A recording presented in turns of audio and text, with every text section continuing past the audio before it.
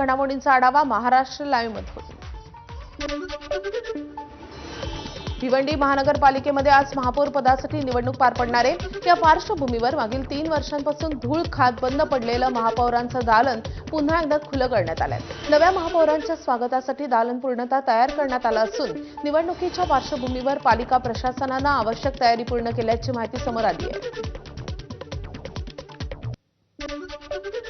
चंद्रपूर महापालिका निवडणुकीत काँग्रेसकडे सर्वाधिक नगरसेवक असतानाही तिथे काँग्रेसच्या अंतर्गत वादामुळे भाजपनं ठाकरे सेनेच्या साथीनं सत्ता काबीज केली आहे. पण भिवंडीमध्ये त्याची परतफेड करण्याची तयारी आता काँग्रेसनं केल्याचं दिसतंय. भिवंडीमध्ये काँग्रेसकडे सर्वाधिक म्हणजे 30 नगरसेवक आहेत.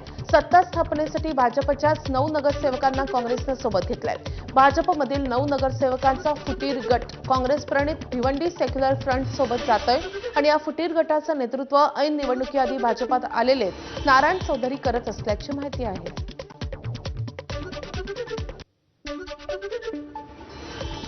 आज पक्षाने नेहा मेहुल पाटीलच्या नावाने उमेदवारी जाहीर केली. मी आज एक डिसिजन घेणार आहे. मी भिवंडी सेक्युलर पार्टीच्या बरोबर चर्चा करणार आहे.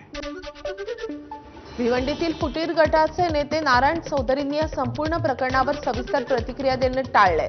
सर्व चित्र 20 तारखेला म्हणजेच उद्या स्पष्ट होईल असं नारायण चौधरी यांनी म्हटलंय.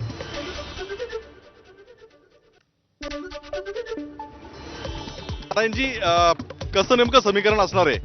आपल्याला दिसेल बंधू. समीकरण काय असेल ते आपल्याला 20 तारखेला दिसेल. किती नगरसेवक तुमच्यासोबत आहेत? साहेब, आम्ही 20 तारखेला आपल्याला दिसेल ना. 9 आहेत की 12 आहेत? साहेब, आपल्याला 20 तारखेला समजेल. पक्षांतर बंदीचा कायदा लागू केल्यानंतर भाजप तुमचं नगरसेवक घालू शकते, वाटत नाही का? पक्षाचा जे असेल निर्णय ते आम्ही एक्सेप्ट करू. दरम्यान नारायण चौधरी हे आधी काँग्रेसचेच नगरसेवक होते. त्यांच्या भाजपपासून फारकत घेण्याच्या निर्णयाचं मी स्वागत करतो अशी प्रतिक्रिया काँग्रेसचे प्रदेशाध्यक्ष हर्षवर्धन सपकाळ यांनी दिली आहे. प्रस्ताव वेगवेगळे जे आले त्या वेगवेगळ्या प्रस्तावामध्ये काँग्रेसने आम्ही कुठल्याही प्रकारची तडजोड न करता की आम्ही कुठल्याही पद्धतीने भारतीय जनता पक्षासोबत जाणार नाही, आम्ही कुठल्याही पद्धतीनं शिंदे शिवसेनेसोबत जाणार नाही. भिवंडीमध्ये काँग्रेसच्या नेतृत्वात काँग्रेस प्रणित हे सेक्युलर फ्रंट जे आहे या सेक्युलर फ्रंटमध्ये आम्ही चर्चेकरता तयार होतो.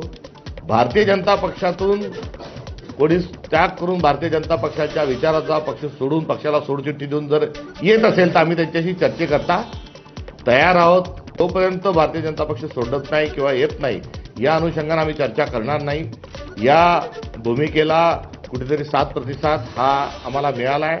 आणि नारायण चौधरी जे आहेत हे पहिले काँग्रेसचेच नगरसेवक होते. या पहिल्याच निवडणुकीत ते भारतीय जनता पक्षाच्या वतीनं ते उभे होते आणि त्यांनी त्यांचा स्वतंत्र एक गट त्या ठिकाणून त्यांनी वेगळा केला आहे आणि त्यांनी काल आम्ही भारतीय जनता पक्षापासून फारकत घेत आहोत असं सांगत असताना सेक्युलर फ्रंटमध्ये त्यांचा समावेश करण्याच्या अनुषंगाने त्यांनी घेतलेली जी भूमिका आहे त्या भूमिकेचं मी स्वागत करतो. भिवंडीमधल्या या परिस्थितीवर भाष्य करणं भाजपचे प्रदेशाध्यक्ष रवींद्र चव्हाण यांनी देखील टाळले. भिवंडीमध्ये जे घडेल ते उद्या घडेल, त्यावर आज बोलून काय फायदा अशी प्रतिक्रिया चव्हाण यांनी दिली आहे.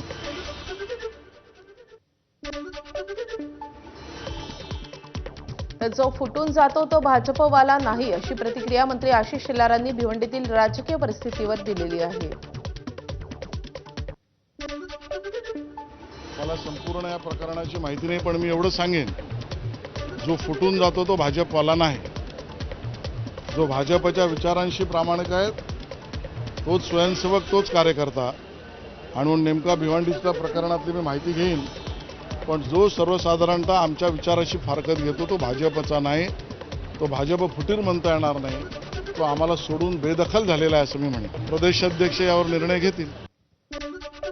भिवंडीमध्ये शिवसेना सहकार्य करत नसल्याचा आरोप नारायण चौधरींनी केलाय.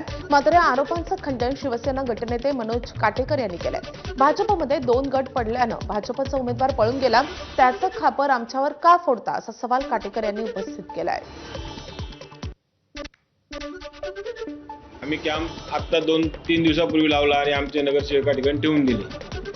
आणि त्यामध्ये आम्ही त्यांचे गटनेते संतोष शेट्टी यांची चर्चा करत होतो. त्यांचे एकत्र नगरसेवक न आल्यामुळे त्यांनी का आमच्यावर जर आरोप करत असतील तर ते आरोप पूर्ण निराधार आणि चुकीचे आहेत, त्याचं मी खंडन करतो. ज्या प्रकारे त्यांनी जो निर्णय आता जाहीर केलेला आहे की आम्ही सेक्युलर फंडच्या बरोबर चाललेलो आहे, ते भिवंडीचं दुर्दैव आहे.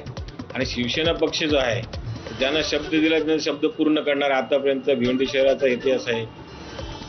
आणि अशा प्रकारचं जर महापौर पदाचे उमेदवारच पळून जात असेल पक्षातून तर दुर्दैव आहे. वसई विरार